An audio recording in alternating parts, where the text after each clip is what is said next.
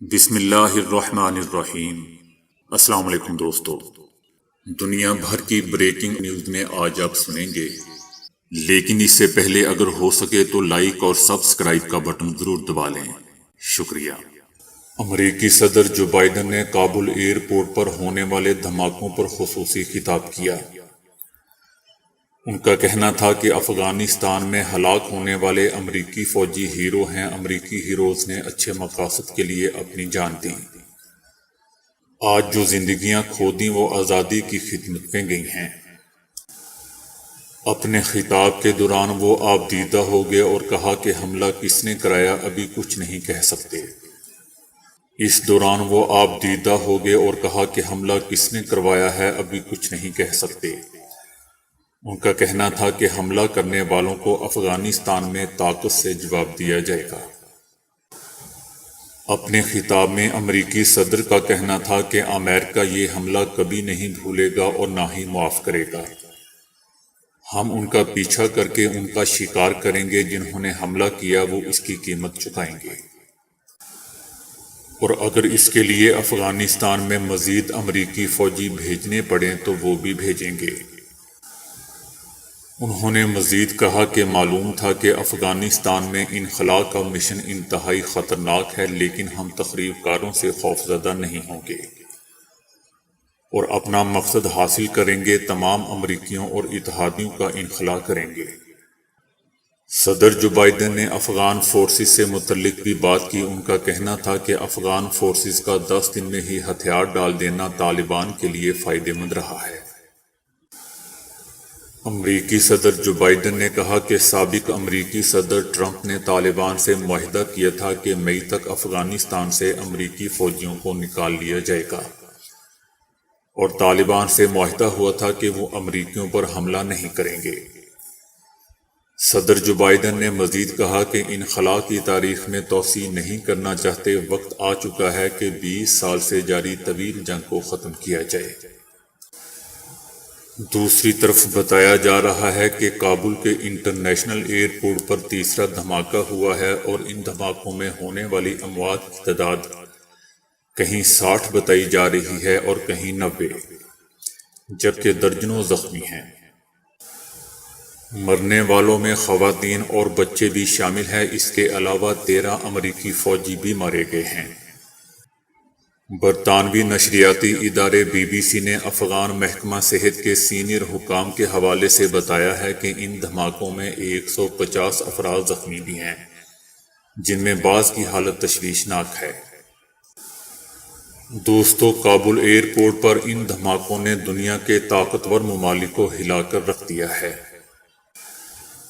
اس واقعہ کے بعد امریکی صدر جو بائیڈن اور اسرائیلی وزیر اعظم نفتالی کی ملاقات ملتوی کر دی گئی ہے، جبکہ جو بائیڈن امریکی وزیر دفاع اور وزیر خارجہ کے ساتھ مانیٹرنگ روم میں موجود ہیں، جہاں سے کابل کی صورتحال کو مانیٹر کیا جا رہا ہے۔ جبکہ برطانوی وزیر اعظم بورس جانسن نے کابل کے واقعہ کے بعد کابینہ کا ہنگامی اجلاس طلب کر لیا ہے۔ فرانسیسی صدر میکرون نے اپنے بیان میں کہا ہے کہ کابل میں اور ایئرپورٹ کے اطراف صورتحال خطرناک ہے۔ فرانسیسی سفیر کابل سے نکل جائیں۔ جبکہ طالبان کا کہنا ہے کہ امارات اسلامیہ کابل ایئرپورٹ دھماکے کی مذمت کرتی ہے۔ دھماکے اس علاقے میں ہوئے ہیں جہاں سیکیورٹی امریکی افواج کے ہاتھ میں ہے۔ دوسری طرف نیٹو نے بھی اپنے تمام فوجیوں کو کابل ایئرپورٹ کا گیٹ چھوڑنے کی ہدایت کر دی ہے۔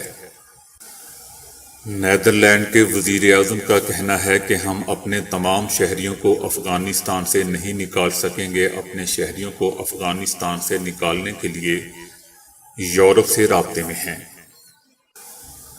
دوستو، افغانستان کے دارالحکومت کابل پر اس وقت ساری دنیا کی نظریں جمی ہوئی ہیں۔ ایک جانب نیٹو فوجی مکمل انخلا کے منتظر ہیں، تو دوسری طرف متعدد ممالک کے شہری کابل میں پھنسے ہوئے ہیں۔ جیسا کہ آپ جانتے ہیں کہ پہلا دھماکہ گاڑی میں نصب بم کا تھا، جبکہ دوسرا خودکش تھا۔ پہلا بیرن ہوٹل کے قریب ہوا۔ بیرن ہوٹل ایئرپورٹ کے آبے گیٹ کے قریب ہے۔ جب ہجوم جمع ہوا تو دوسرا ایئرپورٹ کے گیٹ پر ہوا۔ امریکی صدر کا مزید کہنا ہے کہ ہم جانتے ہیں کہ کابل دھماکوں کے پیچھے کون سی طاقت ملوث ہے۔ ہم نے حملہ آوروں کی قیادت کو پکڑنے اور ان کے اثاثوں کو نشانہ بنا کر تباہ کرنے کے احکامات دیے ہیں۔ اپنے کمانڈروں کو حکم دیا ہے کہ حملے کے لیے آپریشنل پلان تیار کریں۔ دوستو، افغانستان میں جو کچھ ہو رہا ہے وہ سب آپ کے سامنے ہے، اور یہ کیوں ہو رہا ہے یہ بھی آپ جانتے ہیں۔ جن کے ساتھ یہ سب کچھ ہو رہا ہے یہی کہتے تھے کہ طالبان تو چند مکوں کی مار ہیں، اور ان کو زیادہ تر غصہ پاکستان پہ ہے کہ ہم نے در پردہ طالبان کی پشت پناہی جاری رکھی، درینہ دوست امریکہ کی فرما برداری میں کوتاہیاں کی، دوگلا پن دکھایا، ادھر حلیف رہے، ادھر جنگ میں مدد کرتے رہے، ادھر طالبان کو محفوظ ٹھکانے فراہم کیے۔ امریکی قیادت، دانشور اور صحافی بھائی سخت غصے میں ہیں اور کہتے ہیں کہ ان کی شکست کے ذمہ دار ہم ہیں۔ میں کھل کر کہتا ہوں، جو امریکہ اور بھارت کو مشکلات اٹھانا پڑی ہیں اس کا کریڈٹ ہمیں دینے کی بجائے ان کو دیں جنہوں نے 44 سال تک ہزارہا جانوں کی قربانیاں دیں، اپنے وطن کی آزادی کے لیے نسلیں گنوا دی، وہ ہیں مجاہدین۔ طالبان کا سفر تو وہاں سے شروع ہوا جہاں مجاہدین کا ختم ہوا تھا۔ وہ اگلی نسل تھی جس نے افغانستان کی آزادی کی شمع کو اپنے ہاتھوں میں تھاما اور دنیا کی سب سے طاقتور آرمی کے خلاف طویل پرخطر مزاحمتی جنگ بہادری سے لڑی۔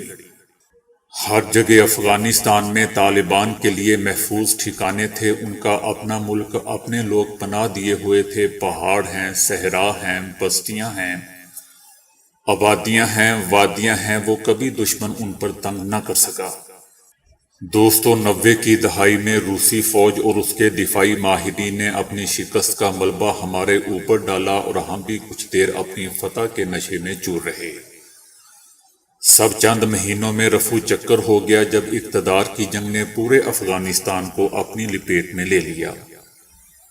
امریکہ اور ہمارے مغربی حلیف زیادہ اہم کاموں میں مصروف ہو گئے۔ ہم نے ادھر زمین پر بہت ڈھونڈا کہ افغانستان کی تعمیر نو کے لیے وہ کیا کر رہے ہیں، مگر ہم نے جلد ہی بھانپ لیا کہ ہمارے کلیدی دوستوں کی زبان اور لہجہ تبدیل ہو چکا ہے۔ افغانستان کی آزادی کے لیے لڑنے والوں کے بارے میں پہلے تو خسر پھسر شروع ہوئی، بعد میں ایک مربوط بیانیہ تراشا گیا کہ یہ تو انتہا پسند ہیں، بنیاد پرست ہیں، نظریاتی اور اسلامی حکومت کے قیام کے علمبردار ہیں۔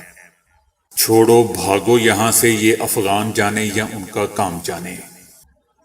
رسول بخش کہتے ہیں کہ جب مجاہدین کا وفد امریکہ گیا تو گل بدین حکمت یار نے وائٹ ہاؤس میں صدر ریگن کی دعوت کو مسترد کر دیا تھا، جبکہ ہمارے سیاسی رہنما تو لاکھوں میں نشست خرید کر افتتاحی تقریبات میں بھی جاتے رہے ہیں۔ تب امریکی صدر نے افغان مجاہدین کے بارے میں تاریخی بات کی تھی، ایسی کہ اس کی بات گشت آج بھی تاریخ کے طلبہ کے کانوں میں گونجتی رہتی ہے۔